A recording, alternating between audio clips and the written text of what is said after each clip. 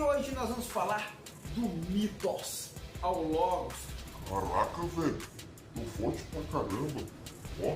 Roda a vida.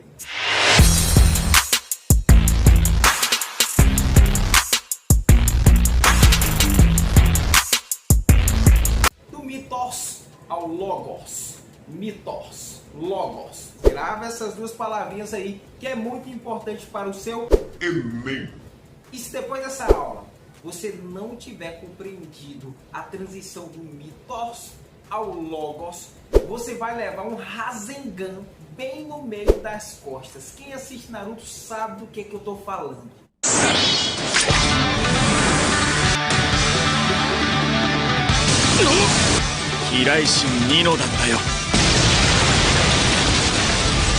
Isso é um Rasengan. Se você não compreender a aula de hoje do mitos ao logos, você vai levar um Rasengan bem nas suas costas, assim como o Tobi levou do Minato.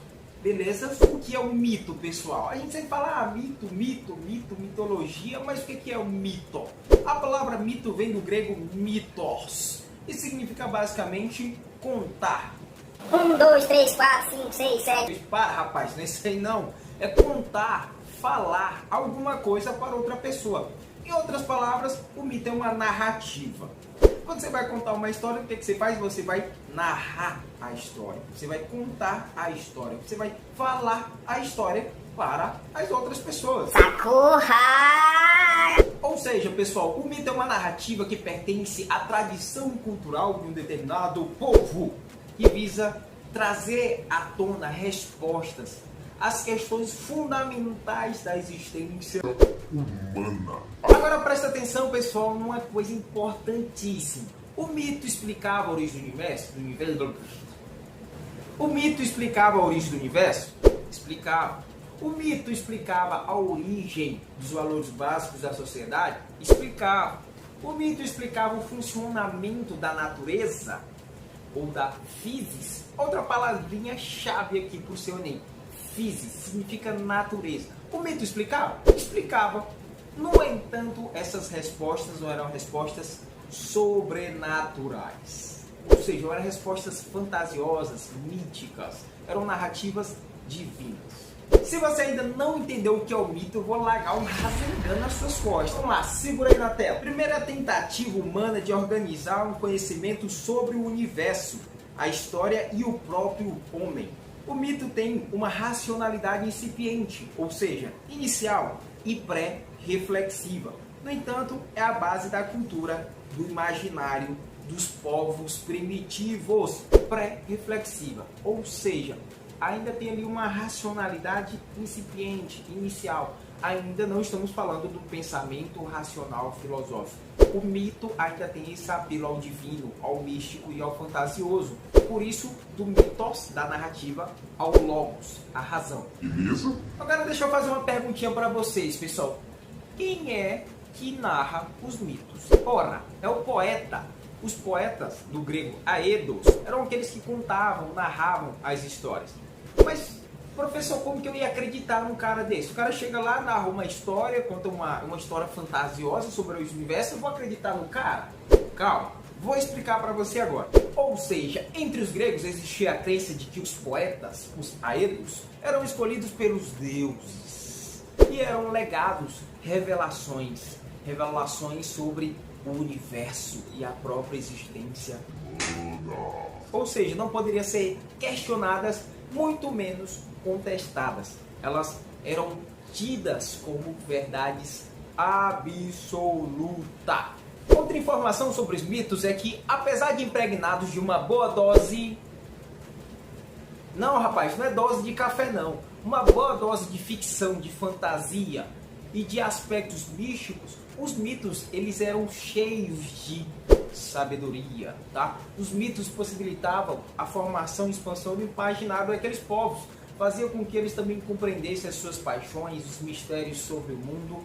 Além disso, os mitos proporcionavam regras básicas para a boa convivência, o que os gregos chamavam de bem comum, bem comunitário, bem de todo mundo, bem da galera. Pessoal, só que tem uma questãozinha aqui. Sabe como é que é, né? alguns povos vão se aprimorando, vão se aperfeiçoando, vão se desenvolvendo. E aí o pensamento racional ali dos gregos foram ficando cada vez mais refinado. E aí as explicações míticas começaram a não dar mais conta, tá, para responder as grandes questões ou as questões fundamentais ali dos povos. E aí eles começaram a buscar respostas, digamos, racionais, respostas com um teor mais lógico.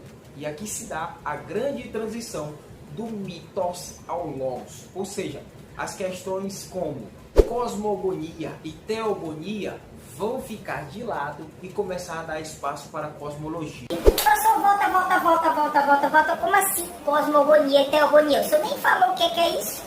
E cosmologia, o que é isso? 3 palavras que você precisa saber. 3 palavras que você precisa saber para a sua avaliação do Enem. A primeira é cosmogonia. Basicamente é a origem do universo explicado a partir da mitologia. A origem do universo explicado de maneira mística, fantasiosa, ficcional, tá? Advinda dos deuses. E o que é a teogonia? Tem até aquela grande obra do Hesíodo, a Teogonia do Hesíodo. Trata-se da origem dos deuses ou da genealogia dos deuses. Vamos lá para você não confundir. Presta atenção, senão você vai levar o Rasengan, tá ligado? O Rasengan nas costas. Então presta atenção na aula. Porra! Já pensou se tivesse um Rasengan mesmo de verdade, sala de aula, rapaz, ia ser... Poderia ser um Tidori também. Mas enfim, voltamos à aula. Professor, e o que é cosmologia? Ora, quando nós falamos de mitologia, nós estamos falando de cosmogonia, teogonia, que se refere a explicações mitológicas e fantasiosas. Como nós falamos? Quando nós falamos de cosmologia, cosmos, universo, logos, razão. Opa! Aqui tá parada, aqui tá um negócio. A palavra logos significa razão ou racionalidade mais elaborada. Então, a cosmologia, ela se diverge da cosmogonia. Por quê?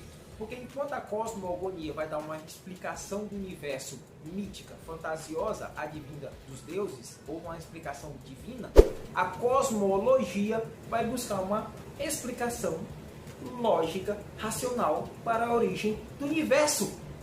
Papai, pega, confia que você vai se dar bem no Enem. Confia. Damn.